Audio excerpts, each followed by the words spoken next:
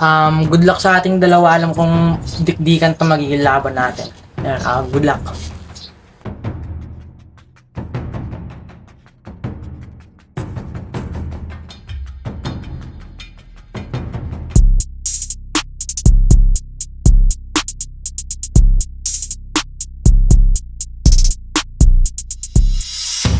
Ako nga pala si Dose, mula pa sa bayan ng Baras. Marunong gumamit ng kaliwat kanan kaya suwabe pakinggan bago sa inyong bandinig. Pero sa mantra kilala, kaya wag mo akong babatain. Matagal na akong babad sa sulat, nagbago lang yung kalaban na hinahain.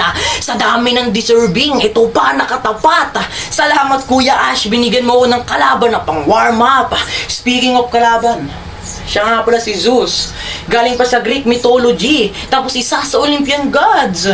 Tapos yung sandata niya nagamit electricity, di tataas yung bill pag si Sus may hawak ng kuryente. Mahina ka pa, chong, kasi mas malakas tumawak ko na thunder. Panigurado maghahanap to ng source. Animoy cable jumper. Itong si Sus, magiging basura sa kanal. Napakalayo ng agwat natin kasing lawak ng Suez Canal.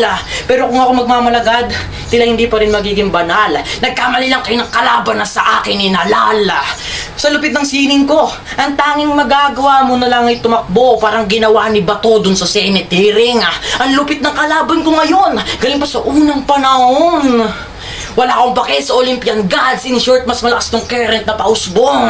Kaya speaking of current, sobrang electrifying nung eksena at ganito yung tunay na lightning spark mala Jin Hu. Ito yung pinagalong Raffian at GL pero iba yung ginamit na baterya. Kaya basic lang sa akin to. Walang panama yung taser mong dala. Naka-cross guard yung weather manipulation. Ano may kalaban mo si Storm at ganun mag-word order.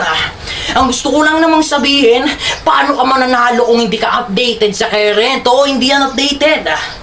Hindi yan updated kasi yan ay left fielder. Wow, purong lyricismo. Tanungin mo si Kuya Ash kung gaano kadelikado dyan sa gamit mo na estilo. Yan pagsusulat, nung una bilib ako kasi akala ko may talino.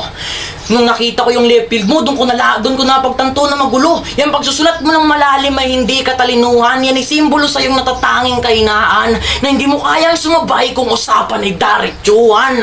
Oo, kung ako gagamit, paniguradong ikaw ay may iwan sa lalim ng aking kaisipan na nagmistulang karagatan. Kaya itong laban ay tatapusin ko na para yung standing mo dito sa liga magkaguwit ng isa. Ako'y nagmulti ng mabuti at nahuli. Nakita apoy ay susi sa palugit at nalugi magtira lang isa pusi. Pag ang usi ay nahuni maggiba. Oo, giba. Itong Bicolano, sa kami ng Batangbara, sa inyo ka magtatapos. Akala ata na ito yung mga ibabanat niya dito ipapadakop.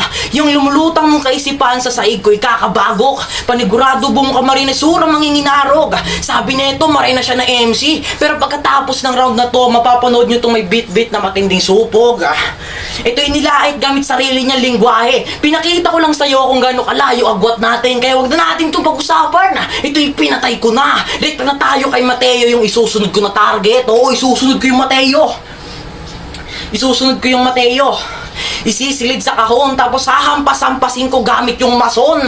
Sisirid yung dugo na parang sumabog na mayon. Paano tinira pa yung liga si Kaisin kalaban niya doon.